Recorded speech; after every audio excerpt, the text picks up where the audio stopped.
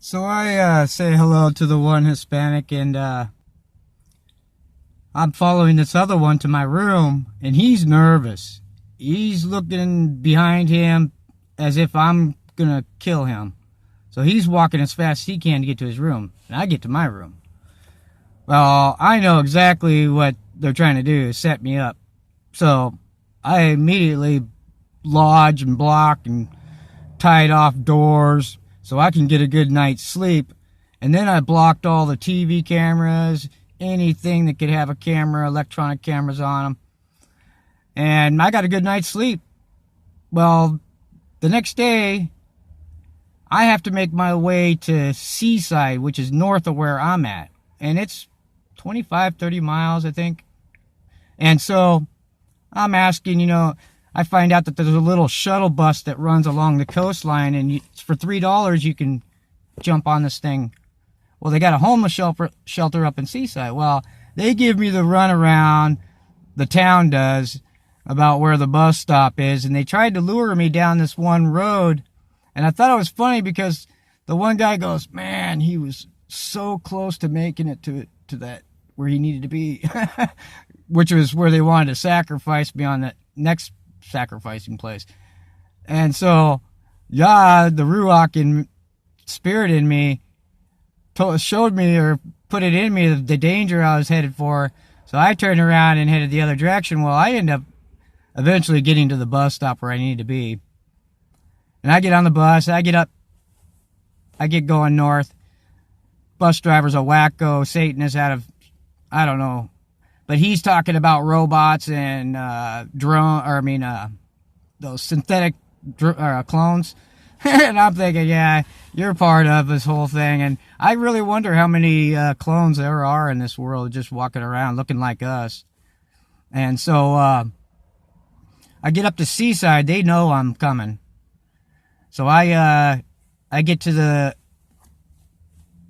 I stopped at McDonald's just to have a place to sit, get a cup of coffee. I don't like their food or anything.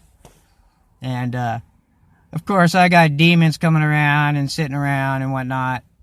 I start getting uncomfortable, so I just walk away. Well, I go down to this homeless shelter, and, they wait till I'm there early and everything, but they give everybody a bed and wait and make sure I had a bed at the end. And, of course, they love their number 3, so they put me on bunk 3, which was on top. Now, I'm not an idiot. I know that they're going to have someone on the bottom bunk that can shank me in the back, and then toss you to the fish out in the sea, and you'll never be seen again. But I got these... the lights are out. Everybody's looking like they're sleeping. I'm not asleep. They think I'm asleep. And I'm watching everybody. And I've got this one demon across the room that's breathing hard, almost as if he's scared. And he's staring me down, and he lays down, and he sits back up, and he's staring at me. Well, I want him to know that I was watching him. So I clicked on my phone looking right at him, and the light shined on my face, and he got freaked. So he ends up leaving the room, goes off to the bathroom, but doesn't go to the bathroom because I see him run back out of the bathroom and head into this other room where these other 2 Satanist goons are hanging out. So I know that at this point they're trying to, this guy's even mentioned about how he gets paid good for doing evil wickedness. So I know that they're looking to kill me. So I jump off my bunk with my backpack and everything, head out the door. I end up sleeping under the porch that whole night, rain, whatnot. Next day, I get heading down the road. I get to that McDonald's again to get a cup of coffee and just waste time and be out of the weather.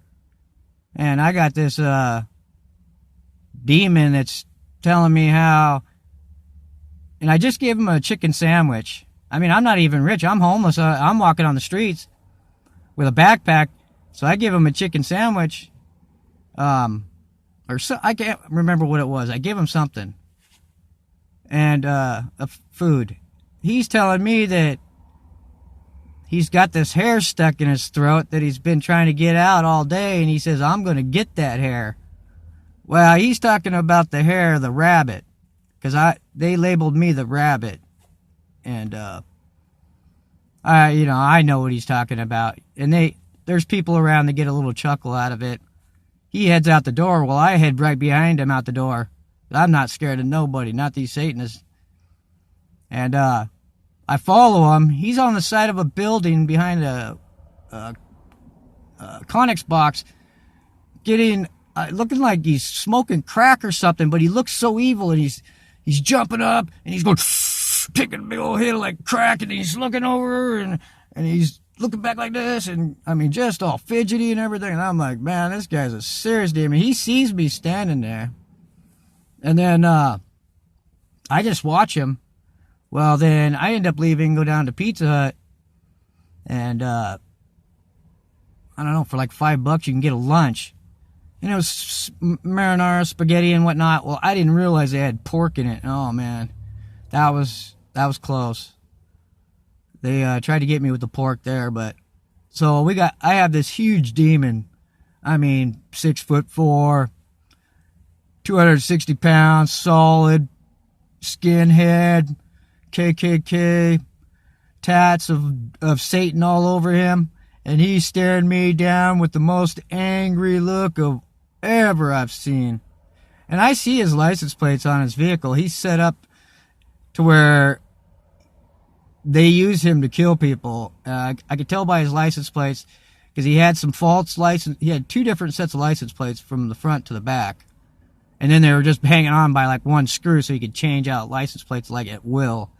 But I read codes, so I see his crap, and so, excuse my language, I just decide I better just get up and keep walking. Well, at this point, I decided I better just get down to this gas station, and because for like $7 or something, you can get a bus ride into Portland, which is, I don't know, 50 miles away, 55 miles away. I was like $2 or $3 short, so I asked the lady if she could afford the rest. And she said, sure. And then, so I got a ticket, and then I have to wait for a little while.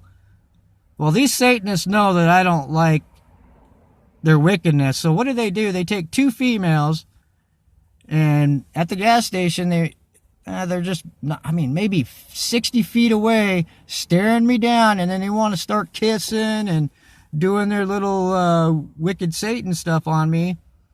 I just shake my head going, man, this is just sick. So I eventually get on the bus, and of course I've got demons all around me.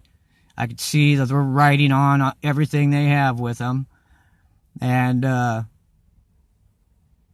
eventually get into Portland. Well, I snuck off on a bus stop that was in a place called Beaverton, Oregon, where I grew up. I grew up there, so I know the streets really well and whatnot. I jump off there and start heading into this downtown area of Beaverton. And of course, they're watching and following, and they got people making their little comments, like, we see you, and blah, blah, blah. They're just harassing me, letting me know that they're not going anywhere and that they see me. So I duck off into these bushes, thinking I was going to get some rest from these Satanists. And I get this Satanist walk by going, oh, we know you're down in there. And just keeps walking, So I'm like, oh, that's great. So I come back out and get walking again. I make myself all the way over to Fred Meyer's area. And I don't know if it was the darkness on the backside of Fred Meyer's or what that made him, that I got the slip on him or whatnot. But so I find a tree, and I just lean right up against the tree. I bet the road's only like 25, 30 feet from me. And I just lean up against the tree and end up going to sleep right there. And I really got some actual decent sleep. But then, the next day when it was light, and everybody could see, That's when it really got, let's just say, like a freak movie that I'd never seen before. So, now I've constantly got people giving me death threats. One guy says, yeah, he's looking at me going, I almost had faith that he'd get away, but no, not now. Well, that was about 10 months ago now, so I'm not done with my testimony. Yah saved me from thousands, trust me. But, I got this one goon that says, we don't call the police, and he's a big old thug looking to kill me. And this isn't a Burger King where I'm getting something to drink just so I could sit and, have somewhere to sit for a while. And this one girl that works there is all nervous, and the other guy goes, oh, don't worry about this. I've done this before. But what they were going to do was they were going to set up a hoax on me and then accuse me of being some psycho killer or something, you know what I mean? And that they had to kill me. And then, they could do whatever with film and their technology, so I instantly leave. But as I'm going down the road, I've got people, and along the way, I'm forgetting stuff, but I had a couple people spit with anger, and I saw a 75-year-old lady I walked by, and I said hello to her, and she growled at me like a dog. And so, I was always getting people saying or doing or